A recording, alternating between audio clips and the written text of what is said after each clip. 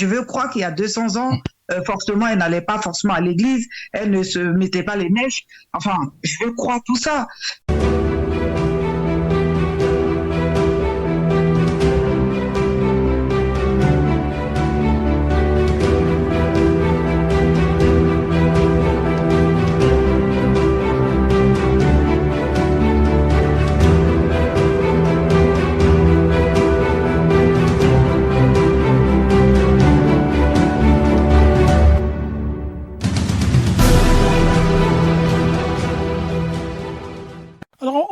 On va passer à notre dernier sujet qui est le thème d'aujourd'hui, qui est est-ce que l'Afrique a une identité, qu'est-ce qu'est l'identité africaine et qu'est-ce que l'identité. Alors moi, quand j'ai cherché ce thème-là, j'ai essayé de regarder un peu à gauche et à droite et je suis tombé sur un article qui m'a beaucoup plu, qui a été écrit par M.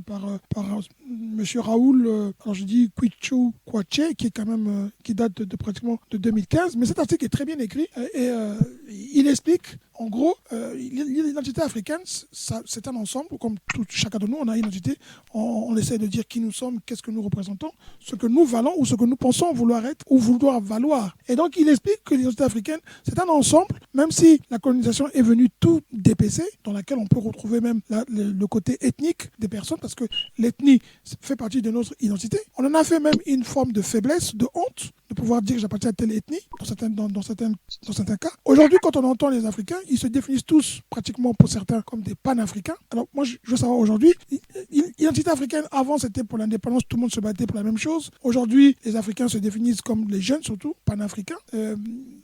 Qu'est-ce que pour vous l'identité africaine aujourd'hui? Vers quoi on se base pour dire, voilà, ça ce sont les Africains, ils ont ça. Qui veut commencer? Qui peut commencer? Monsieur Caius, l'identité africaine est plurielle, ok? Vous l'avez dit tout à l'heure, c'est un ensemble de critères, c'est un ensemble de conditions, un ensemble d'éléments qui définissent l'Afrique. Ça peut être des éléments économiques, ça peut être des éléments linguistiques, ça peut être de l'art, ça peut être de la philosophie, ça peut être de la politique, ça peut être de la religion, etc., etc. L'identité africaine, l'Africain se définit parfois par sa langue. Non, ces langues, il y en a beaucoup. Tu le disais tout à l'heure, ça devient même parfois un facteur de dénigrement. Les langues françaises, les langues européennes, on dit langue.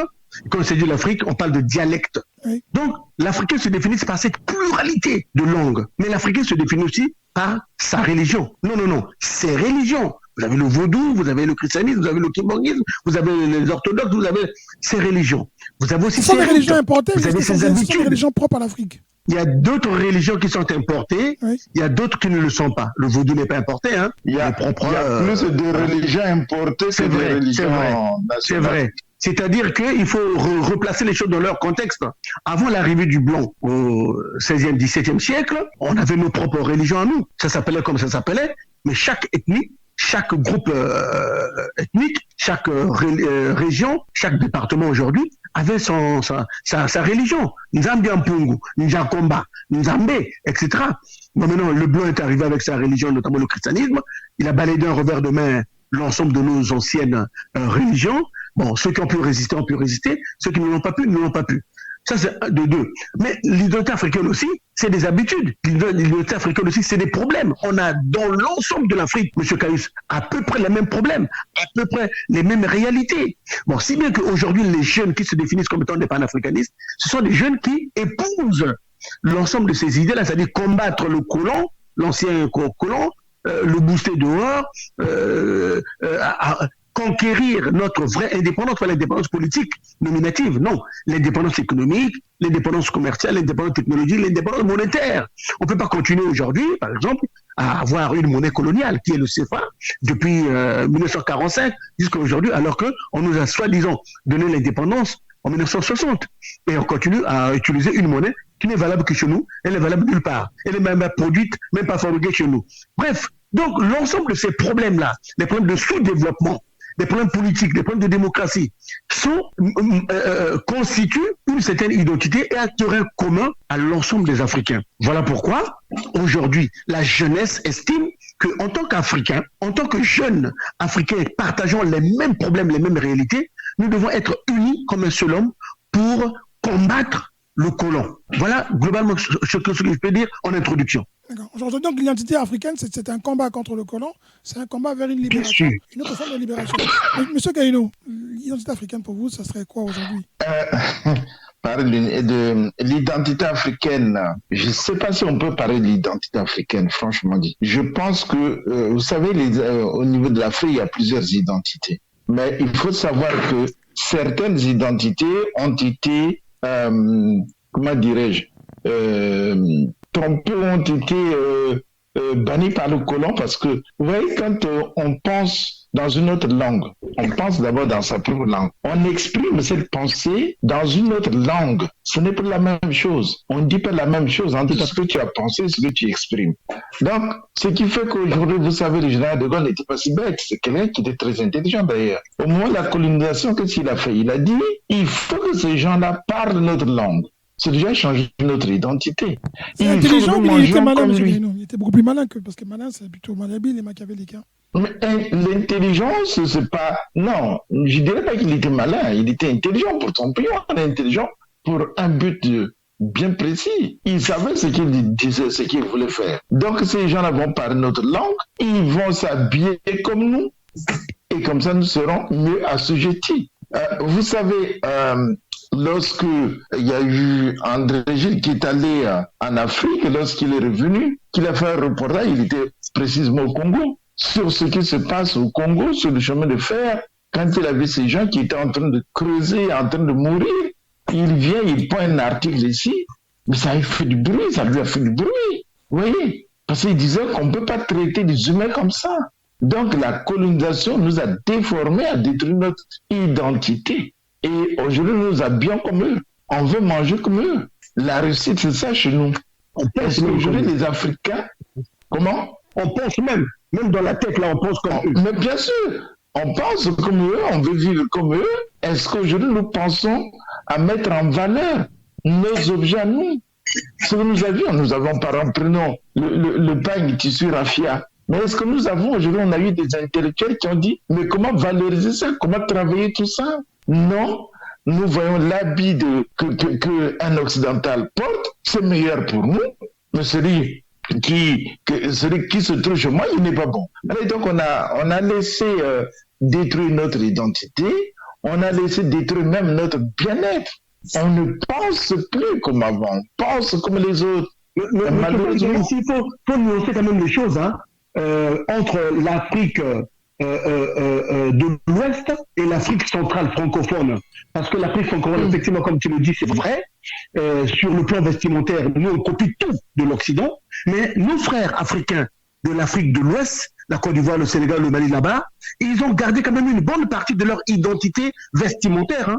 Ils ont le boubou qu'ils ont développé et aujourd'hui, même les ministres, même les présidents s'habillent comme ça. Par contre, nous, l'Afrique francophone, depuis l'Algérie, le Maroc, là-bas, jusque voilà, chez nous en Afrique centrale, eh bien, on est vraiment tributaire de on a nié pur et simplement le raffia, l'épargne, encore que les femmes restent avec l'épargne, mais nous les hommes, mais on est des véritables esclaves modernes des Occidentaux. On s'habille en cravate, en costume, tout et tout comme, alors que nous avons nos propres vêtements à nous, de nos ancêtres, que nous n'avons pas développés. Est-ce que ce n'est pas tout ça? Ce n'est pas tout ça, même si aujourd'hui on peut critiquer, on peut dire que c'est pas très bien.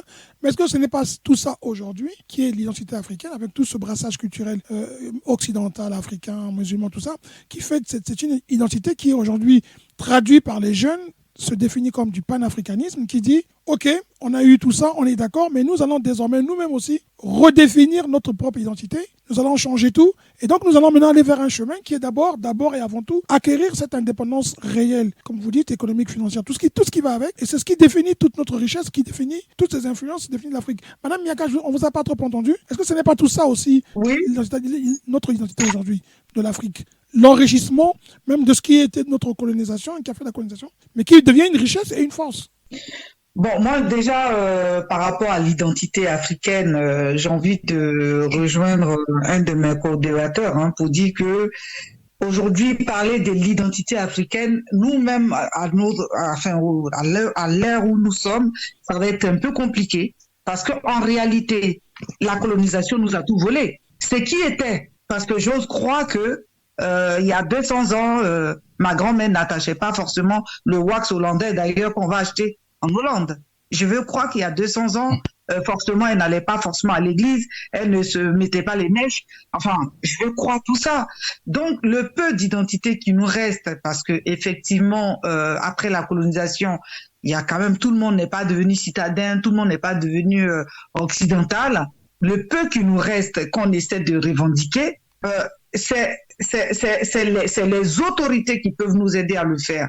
Pour revenir à ce que l'un des co-débatteurs a dit, quand on voit nos autorités, il y a certains pays où aujourd'hui, être une autorité, avoir de l'argent, c'est se mettre en costume. Il y a des pays où avoir de l'argent, être bien, c'est de manger, aller faire ses courses dans un supermarché, c'est de manger, c'est qui est occidental, c'est qui est français, c'est qui est... Donc, en réalité, on a une identité qui est un peu, on va dire, déteinte, un peu diluée avec la colonisation, qu'on pourrait récupérer. Mais il faut de la volonté, il faut de la mobilisation. Il faudrait qu'on soit tous d'accord et qu'on en soit fiers. L'identité africaine, pour moi, se définit par sa culture, par sa langue, par tout ce qui est propre à lui. Tout à fait. Voilà. C'est ça qui... Agir Maniaka, vous avez fini? Continuez. Donc, non, mais j'en revenais pour dire que c'est ça qui nous définit. Nous, généralement, déjà par la langue, déjà par le vestimentaire, par l'alimentaire, on n'a même pas besoin, les gens ils ferment les yeux, ils sentent l'odeur l'odeur du plat, ou ils ouvrent les yeux, ils voient l'accoutrement, ou ils entendent simplement l'accent ou le dialecte, ils savent que c'est un Africain. On a une identité, mais il faudrait vraiment qu'on puisse la réclamer, il faudrait qu'on puisse l'accepter, qu'on n'en ait pas honte, qu'on puisse la revendiquer. Sinon, on va se perdre. Aujourd'hui, nos enfants, ils connaissent même pas, ils connaissent rien.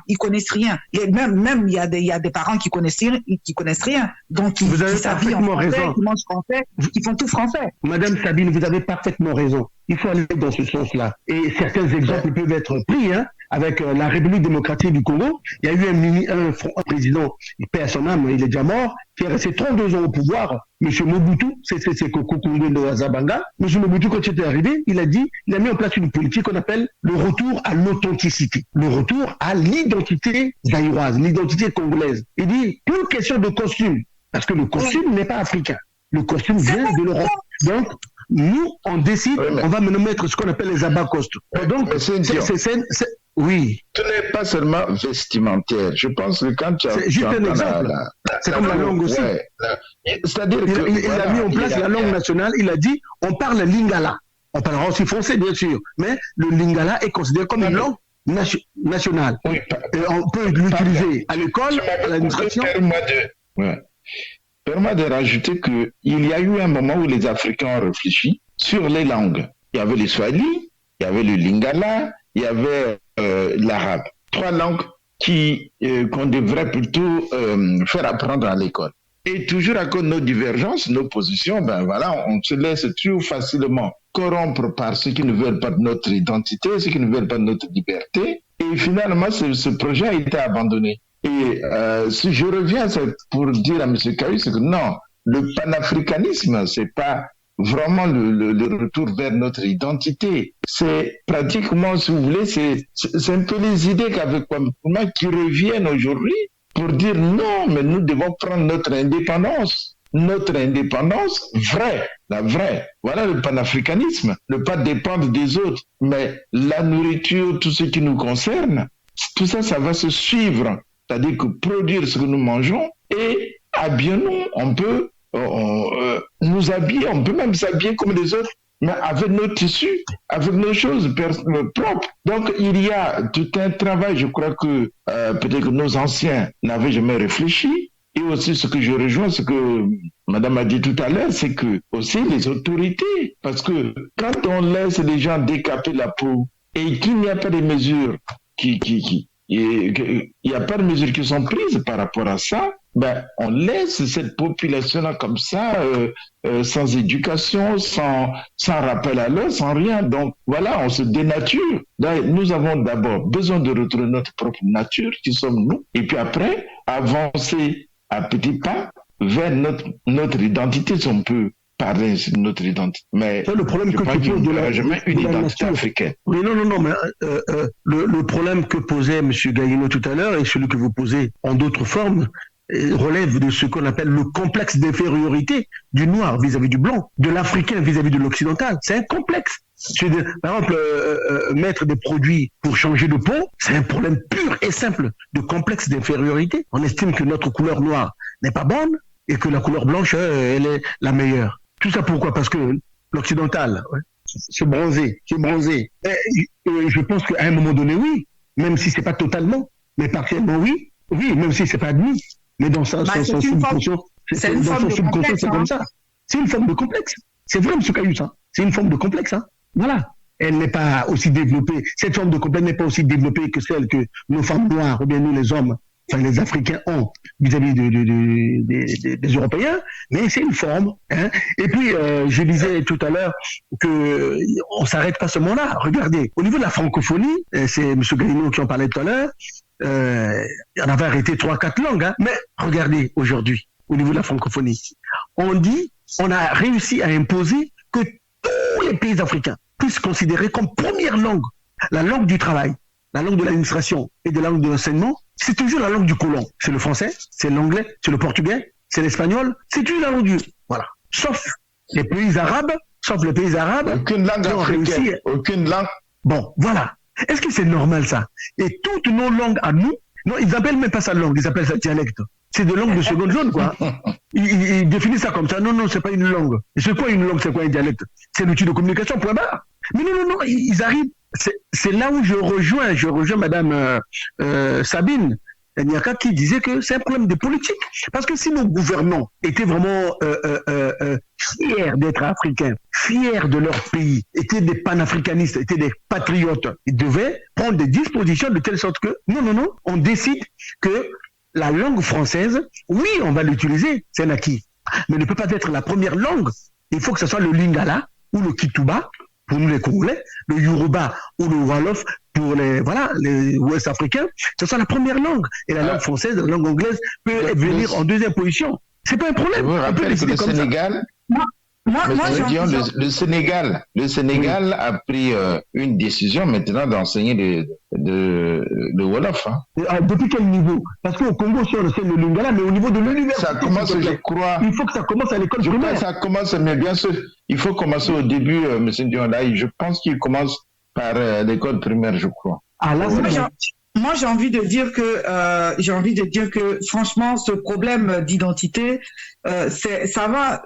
J'ai peur pour l'Afrique avec cette question d'identité. J'ai peur pour l'Afrique en ce sens que mais si la colonisation continue, même au niveau vestimentaire, au niveau alimentaire, au niveau des études, c'est-à-dire à tous les niveaux, ils essaient de s'implanter, de s'imposer. Et ça marche, ça fonctionne. La nouvelle génération aujourd'hui, là, c'est quoi? C'est du high-tech. La nouvelle génération va pas manger du manioc devant son pote de l'école.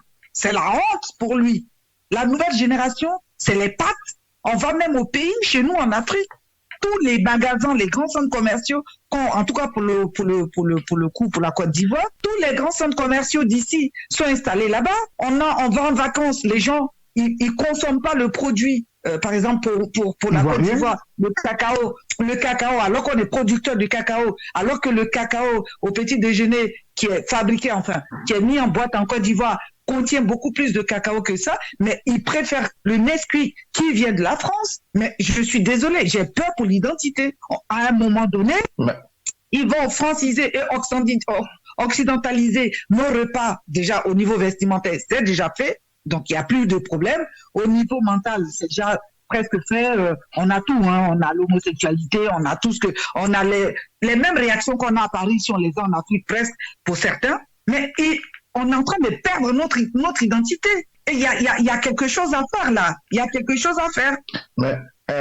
Nous allons toujours revenir en arrière. Il n'y a pas une espèce de africanisation aussi. Il n'y a pas parce que l'américanisation, c'était l'hamburger, c'était les jeans, c'était tout ce qui va avec. Le coca, c'était vraiment la marque de fabrique. Et puis, l'occidentalisation en Afrique, c'est de faire perdre aux Africains toute leur culture et de pouvoir dire que désormais, on mange steak, hamburger, on mange les frites. Les frites, c'est pas français, c'est américain. Les Africains aussi influencent. Vous avez trouvé dans les magasins français aujourd'hui, les grands supermarchés, il y a aujourd'hui des rayons, on appelle ça monde, de la nourriture africaine. Donc, on ne peut pas toujours se victimiser et ne pas dire que nous n'influençons pas à l'extérieur. C'est plutôt nous qui ne valorisons pas ou qui ne mesurons pas cette pénétration africaine sur la culture européenne. Vous ne croyez pas un peu que l'Afrique aussi... C'est le fruit de la mondialisation, M. Kayus. Alors donc l'Afrique est en train de gagner aussi quelque part, non? Il n'y a pas un gagnant en oui, peu bien de sûr. l'Afrique. Bien sûr. Mais le souhait serait que nous puissions, nous, en tant qu'Africains, surtout panafricanistes, faire la part des choses. Ce qui est bien chez les Occidentaux, on peut le prendre, il n'y a pas de souci. La technologie, les nouvelles technologies de l'information et de la communication, il n'y a pas de souci. Certaines habitudes aussi qui sont bonnes chez eux, on peut les prendre, ça n'y a pas de problème. Mais nous devrions valoriser aussi nos propres acquis. Alors qui doit le faire? C'est ça. C'est les populations. Regarde, Madame Yakal a dit tout à l'heure. Madame Yakal a dit, c'est les politiques qui vont le faire d'abord ou c'est la population? Tout à fait, je suis d'accord. Non, qui le fait? Les politiques doivent être le fer de lance. Les politiques qui dirigent le pays doivent être le fer de lance.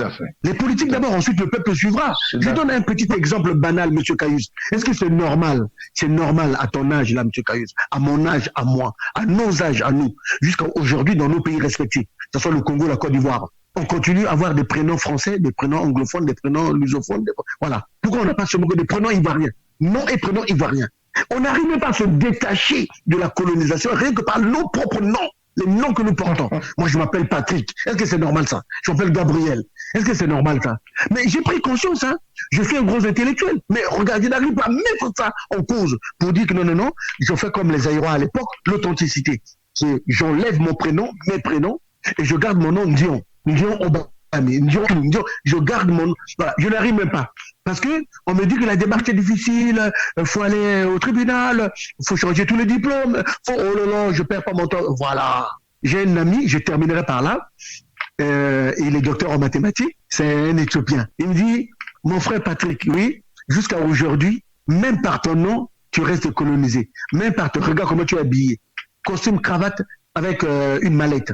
Effectivement, j'étais habillé, costume, cravate avec une mallette. Lui, il avait les sandales sénégalais, il avait son boubou sénégalais, il avait le chapeau sénégalais, mais on était tous à la Sorbonne, hein. On était tous à la Sorbonne pour assister à une conférence. Et arrivé là, chacun de nous, moi, je dégageais une identité européenne de par mes vêtements. Lui, il dégageait une identité africaine par ses vêtements. Donc, la forme même extérieure nous définit. Nous sommes deux gros intellectuels. Celui-là est docteur en économie, l'autre est docteur en mathématiques. Si les gouvernants, les politiques ne prennent pas les décisions qu'il faut, le peuple ne pourra pas suivre. Non. Regarde, le petit déjeuner, c'est quoi ça le petit déjeuner? Le petit déjeuner, pourquoi on doit manger 3 fois? À midi, le matin, dit-on qu'on doit prendre le petit déjeuner. À midi, on doit prendre le soir. Pourquoi 3 fois? Pourquoi pas 4 fois? Pourquoi pas 5 fois? Pourquoi pas une seule fois? Oui, on va dire pourquoi la polygamie n'est pas reconnue, pourquoi la polygamie était un crime à l'extérieur, alors que d'autres valeurs sont imposées en Afrique. Regarde, et je vais terminer par là, M. Kayus. Regarde même la définition des concepts, les mots. Tu vas dans le dictionnaire Larousse, lis un peu la définition du mot couleur blanc, et lis la définition du mot couleur noire. Donc, même par les mots, ils arrivent à nous dénigrer, ils arrivent à nous inférioriser. Et pour noir, tout Africain, il croit que la couleur noire, c'est l'expression du diable, c'est le Satan, c'est tout ce qui est mauvais, c'est tout. La couleur blanche, c'est tout ce qui est bon, c'est tout ce qui est beau, et il croit même que le bon Dieu lui-même est blanc. Voilà. Donc tout ça, c'est un complexe d'infériorité. Il est d'abord mental. Et si nos dirigeants ne cassent pas ça, oui, il faut dire que la colonisation n'a pas eu les mêmes effets partout. Et elle n'a pas été aussi pareille partout. Vous aviez des pays, comme disait Che Guevara avait dit quand il est arrivé voir le groupe de Lumumba, il leur avait dit que vous êtes colonisés jusqu'à l'os. Vous ne pourrez jamais vous en sortir. Et il est reparti. C'est pour ça qu'il s'est arrêté au Congo démocratique. Sinon, il voulait bien poursuivre son combat. Donc, il faut savoir qu'il y a des zones où vraiment la colonisation a bien pénétré et il y a des zones où les gens ont été quand même assez résistants, notamment les pays de l'Afrique de l'Ouest dont tu parles, surtout les pays anglophones. La colonisation anglaise n'a pas été aussi dure que la colonisation française, qui ne voyait que ses intérêts, qui laissait les gens mourir pourvu qu'on fasse ce qu'ils veulent. Donc, il y a tous ces problèmes-là qui ont transformé l'homme africain et l'homme, surtout le noir de l'Afrique centrale. Et je crois que ce qui arrive en Ukraine, moi je dis que c'est une bonne chose pour les Africains, parce qu'ils vont prendre conscience qu'il ne faut pas dépendre des autres. Au moins le fait que manger ce que toi-même tu produis, habiller ce que tu as, avoir un certain nombre de choses chez toi-même pour ne pas toujours dépendre des pays étrangers. Et ça, je crois que aujourd'hui les Africains commencent à prendre conscience, parce que comment tu peux comprendre que depuis des années, nous sommes même incapables de fabriquer, d'avoir une petite usine qui nous fabrique les comprimés, alors qu'on sauve tout le temps des maux de tête, des choses comme ça. C'est pas impossible. Donc, sinon, c'est vrai, comme tu l'as dit, il y a des habitudes qui se généralisent comme ça parce qu'on est dans la mondialisation, qui s'exportent. Mais au moins les vôtres sont là. Quand vous avez parlé de malbouffe américaine, c'est-à-dire les McDo, les trucs comme ça, vous avez la cuisine française qui est là, qui résiste. Or, chez nous, on préfère, je vais vous donner un exemple et puis je m'arrête là. Vous savez, il y avait un presseur à Brazzaville, donc, qui faisait venir la pomme de terre de l'Afrique du Sud. Et voilà qu'un jour, à côté, il y avait l'OCV qui vendait la pomme de terre qui venait de la région même du Congo, donc les plateaux. Et les gens viennent, il n'y avait plus la pomme de terre de l'Afrique du Sud, mais il y avait la pomme de terre, c'était marqué pomme de terre des plateaux. Mais les gens n'achetaient pas. Ah, monsieur, il n'y a pas la pomme. Oh non, mais la pomme de terre d'Afrique. Mais il y a celle-là. Oh non, non, on n'achète pas celle-là. Et c'est un stagiaire, un étudiant qui faisait son stage. Après ça, il appelle son chef et lui dit, mais enlevez la plaque là, mettez seulement Afrique du Sud, vous allez voir. Et c'est ça même fait la différence. Et le qui était un blanc, il le regarde, il dit, tu as raison. Il prend, puisqu'il avait écrit sur un petit carton, il prend un autre carton, il met pomme de terre d'Afrique du Sud. Alors même ceux qui étaient, la pomme de terre d'Afrique est sortie. Les gens sont revenus à acheter cette pomme de terre-là, alors qu'elle ne venait pas de l'Afrique du Sud. Voilà. Donc vous voyez déjà qu'il y a le mental, parce qu'on ne sait pas valoriser nos propres biens, ce que nous avons, il faut les valoriser, c'est tout.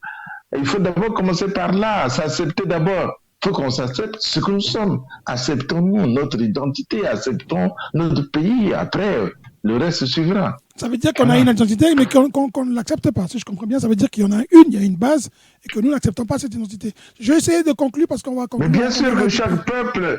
Oui, j'essaie de conclure parce qu'on a quand même... Oui, mais chaque peuple a une identité. Oui. Chaque peuple a une identité. On aurait bien aimé connaître laquelle c'était, parce que moi j'aurais bien voulu que vous me dites, monsieur Gaïno, votre idée c'est quoi? Elle est plurielle, hein. Parce que ce serait bien de dire... Elle est plurielle. Oui. Donc, il y en a bien une. Il y en a bien une. Une identité qui est vestimentaire, une identité culinaire, une identité. Il y a plusieurs types d'identités dans chaque domaine. Il y a plusieurs. La manière de s'habiller, c'est une identité. La manière de manger, c'est une identité. La manière de penser, c'est une identité. Non, mais pas général. Par exemple, monsieur Ndian, vous, si je vous dis, vous, aujourd'hui, vous êtes Congolais d'origine, et puis vous êtes Africain, votre identité, c'est quoi? Vous direz bien que vous êtes Téké, vous avez une culture Téké, que vous avez, voilà. Non, c'est pas ça aussi, notre identité? Oui, c'est ça aussi, bien sûr. Voilà. Bien sûr, mes origines. Donc, oui. on a quand même ça, mais on ne met pas ça en valeur. C'est ce qui ressort de ce que vous avez dit aujourd'hui, hein. Madame Yaka, pour conclure, c'est un peu ça. Nous avons ce complexe de pouvoir admirer ce qui vient d'ailleurs et puis refuser ce que nous avons. Oui, je veux pas être rabat-joie pour revenir à ce que tu as dit tout à l'heure par rapport aux produits, bon, notamment le manioc, certains produits qu'on trouve en grande surface qu'il faudrait valoriser.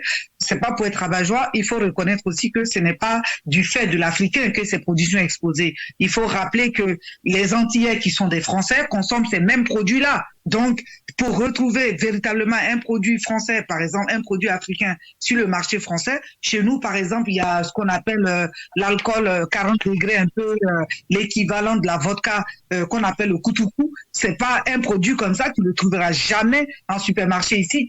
Encore, même pas en supermarché en Côte d'Ivoire. Donc, effectivement, on a des produits africains, on peut les valoriser, mais toujours, ce n'est pas de notre fait, c'est plutôt pour contenter leurs compatriotes antillais. Bon, enfin, ceci dit, je dis oui, effectivement, il faudrait que les politiques fassent quelque chose. Parce que l'identité, on va finir par la perdre. On va finir par la perdre parce que on fabrique des matières qu'on ne consomme même pas. On va finir par la perdre quand dans un pays qui est même producteur mondial d'un matériel, 50 ans, 60 ans plus tard, il n'a même pas la machine qui transforme ce produit-là. Et il va rester ailleurs. On va la perdre si nos dirigeants quand on voit un dirigeant français, un président français, quand il arrive en Afrique, il y a un accueil qu'on lui réserve. On va organiser des ballets des enfants de Corée, machin. Combien de fois on a vu un président africain venir ici et être reçu de cette façon? Parfois même, ils sont là tous les jours, mais on ne sait même pas qu'ils sont là finalement. Parce que ici, c'est leur domicile. On va perdre cette identité africaine parce que nos dirigeants eux-mêmes, ils ont ce complexe-là. Ils ne sont pas conscients qu'ils mènent le peuple africain à la perdition. Donc, il faudrait vraiment que les pouvoirs politiques, en tout cas, veillent à ce que, en tout cas, mettre quelque chose en place pour qu'on puisse travailler cette problématique-là.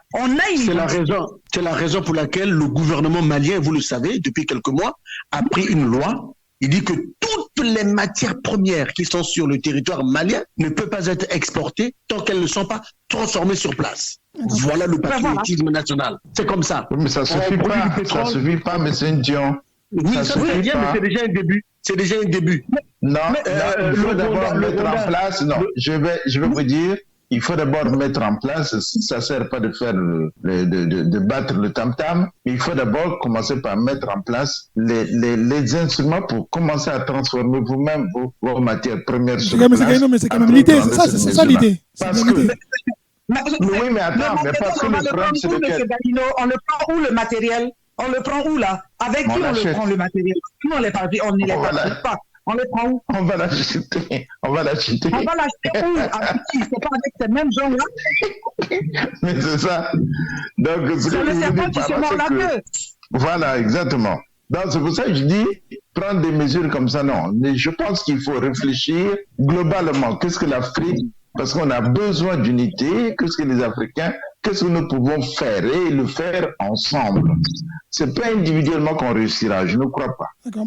En tout cas, je vous remercie beaucoup. Si vous avez le mot de la fin, moi je vous dis merci beaucoup. Merci Madame Miaka pour cette entrée fracassante. En tout cas, vous avez fait une bonne rentrée dans notre groupe et j'espère que vous continuerez. Vos analyses et ceux de M. Gagnon et de M. Ndion sont toujours et seront toujours appréciés par nos auditeurs qui vont vous écouter et qui vont apprendre aussi à vous connaître tout au long de ces émissions. Elle est la bienvenue. Vous êtes la bienvenue en tout cas. Nous avons M.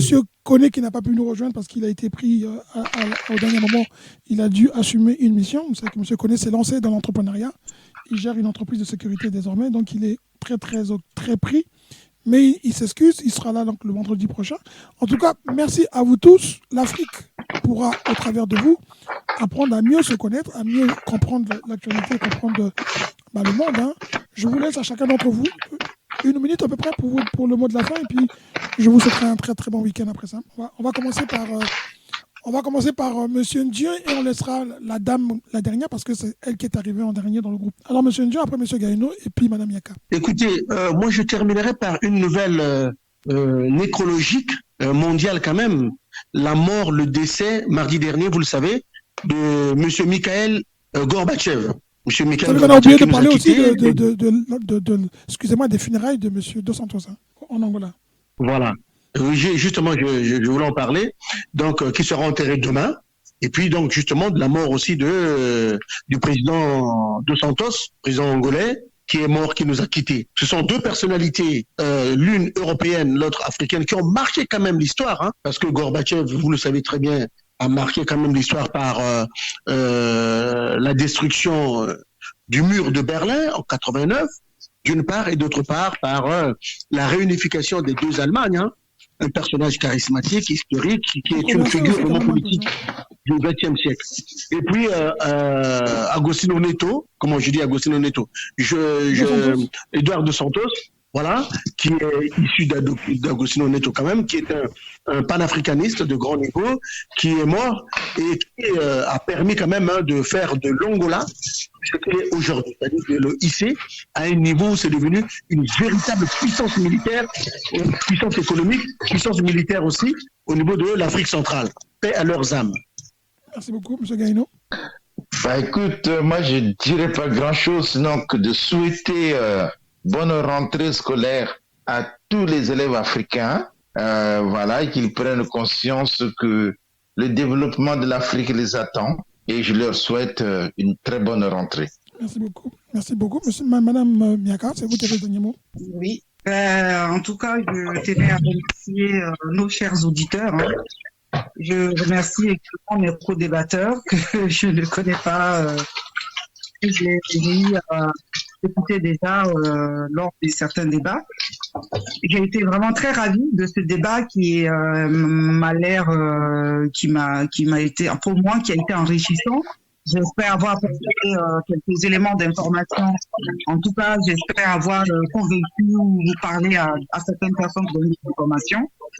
Pour moi, je reste assez convaincu que l'Afrique doit se réveiller. L'Afrique a sa partition à jouer dans cette ère-là que nous traversons et doit prendre conscience que elle est elle-même, elle doit demeurer elle-même pour se faire valoir, se faire voir. Et que en portant les vêtements des autres, en parlant la langue des autres, en mangeant, elle sera castiguée. Elle a besoin d'avoir elle-même son identité et d'avoir elle-même de penser par elle. Donc, je suis convaincue que les choses vont aller. Il faut changer la mentalité. Il faut être africaniste. Il faut aimer l'amour. Il faut avoir l'amour de l'Afrique. Il faut avoir l'amour de soi. Il ne faut pas avoir honte d'être un Africain, d'être un Camerounais, un Congolais, etc., etc. On est comme tous les autres peuples. On doit se valoriser ce que nous sommes, ce qui vient de nous. Merci beaucoup. Merci beaucoup. En tout cas, je sais que vous l'avez dit, comme on dit que chez nous, on dit du fond du cœur. Donc, merci. En tout cas, je vous souhaite un très, très bon week-end. Nous nous reverrons la semaine prochaine pour notre deuxième émission de la rentrée, septembre 2022-2023, avec, j'espère, plus d'événements, mais surtout ce qui va faire les débats et qui vont faire que votre expertise va encore être très, très appréciée. À très bientôt, chers amis, chers experts, Madame Nyaka, Monsieur Gaïno et Monsieur Ndion. Passez un très bon week-end. Bonsoir. Bonsoir. Bonsoir. Au revoir et bonne nuit. Merci. Au revoir. Bonne nuit.